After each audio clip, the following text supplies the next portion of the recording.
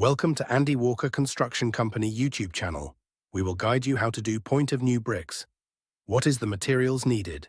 Mortar mix, trowel, pointing tool or jointing tool, brick brush or wire brush, dust mask if needed, sponge, bucket for water, tarp or drop cloth. Inspect the new brickwork for any gaps or areas where the mortar joint is insufficient. Identify the areas that require repointing.